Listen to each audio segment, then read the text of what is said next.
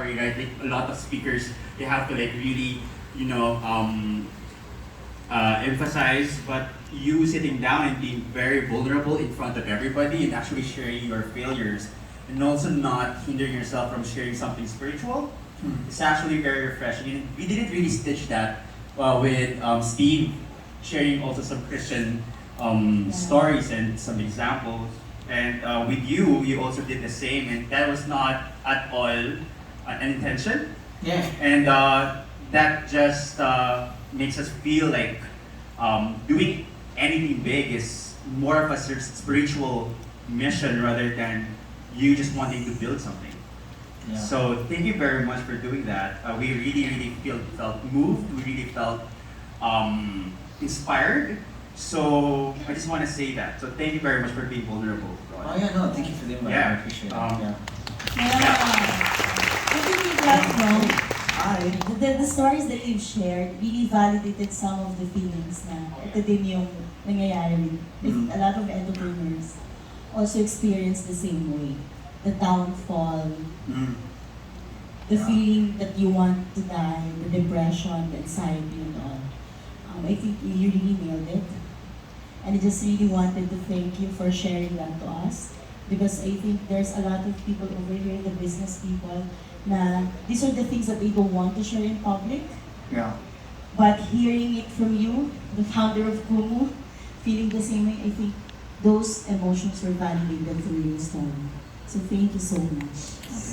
All right. I have one question, and wow, look at that! You already have a pile of a number of people who wants to question you right away. But I'm going to start muna. I just have two questions. I really, when I was listening earlier, like there's a lot of things happening in my head.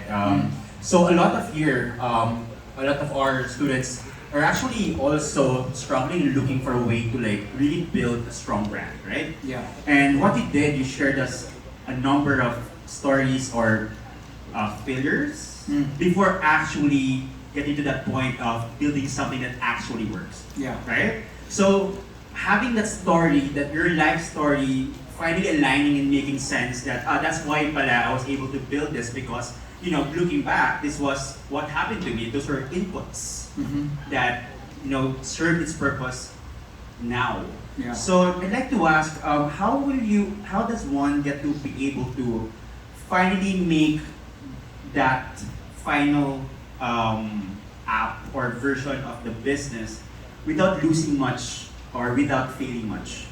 Because I understood it took time for you, it took so much money. I remember you said you lost almost half of the money invested by one of the walkaways. Yeah. So how, if that makes sense? Does that make sense? Yeah, I think so it's funny because you know, Steve's here too, and I think it's really this kind of day by day struggle of making the best decisions in front of you based off of your previous experiences. Because like, it's not just Kumu, like it's already at a point where it's like, okay, Kumu gets to a certain stage, but as I continue to make the best decisions possible today, the next best possible decision tomorrow, the next day, more and more I'm already seeing being called to spending more time investing in entrepreneurs, mentoring entrepreneurs. So it's almost like even Kumu is not even the final thing. Right. It's just a focus on your dream and your passion. Because that's why I was super intentional of this 19-year journey, is to give yourself enough patience to just experience making the best decision possible. And that word is called wisdom, where you get the discernment of just making the best decision possible, because you don't want any particular business to define you. You want those businesses to make you more wiser. Because ironically, I remember when I was going through that hard time and I was praying for wisdom, and you lose every. Oh, so look at this example, right? So you're going through this thing, and I'm going through this kind of journey, this spiritual journey of praying for wisdom, but each and every day things were getting worse. My bank account was getting less. I couldn't pay the rent anymore. I don't know how I'm going to pay for my car bill. My wife's going to leave me. da da da da da da. It's getting worse and worse and worse, and yet every day I'm praying for wisdom, praying for wisdom, praying for wisdom, praying for wisdom. And then when you saw when I performed that poem, my prayer was answered because when I survived that, I became more wise about the world.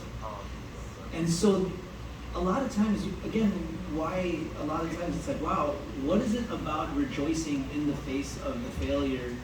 Is because what that does is it builds character or endurance, right? And then that endurance builds your character, and then from that character gives you that hope. So I think that how to answer your question, to minimize that amount of failure, you just get more wise in the process. Because all the failures that I had were actually, one of my interns used to say, the only L's in life are lessons. And so you take this whole body of work of constantly failing, but it's not that I have an emotionally secure relationship with failing because I've just accepted the fact that I'm a failure.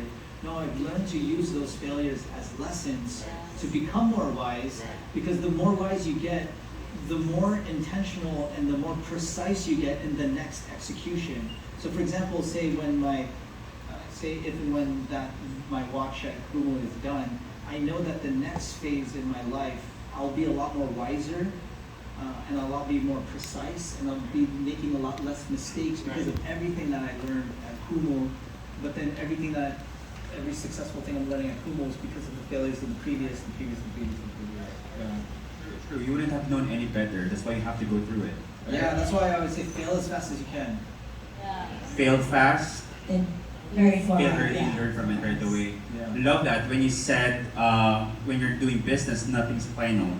You know, a lot of people are just really stuck and fixed on their original idea, and that they were not able to really pivot along the way because customers are changing and their behaviors are changing, their lives are changing, especially nowadays. So that's so good. That's a really thank you for Yeah, that's exactly it. Nothing is final. You know, last night I was just having dinner with Brian Gold. He's the CFO of JD Summit. His father is the brother of John Volkelman. And then also I had dinner with Jaime Zobel Ayala III. So the thing. And when you talk to them, see on the outside everyone's like, oh, they got it all together, it's the final thing. But they're in the middle, like, oh, digital transformation, so much changes, those types of things, and they're always having to constantly evolve. So that's what I'm saying. That's why I'm saying never compare yourself to other things, because even in these family business type situations, anything can change. You know, I remember when BlackBerry was going to be the phone of the future, and it just went away. So that's why it never stops. And so that's what I'm saying, just be comfortable, finding comfort and finding peace in that failure, because it's very similar to working out. That's the kind of failure I want you to think of failure as, like working out, right? The only way a muscle grows is when you work out. It's called hypertrophy. The muscle actually breaks and fails.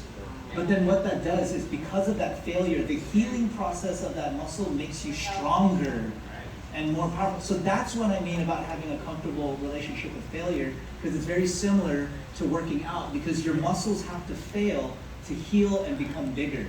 Right. Yeah. Love it. That's Love it. beautiful. That's beautiful. Beautiful.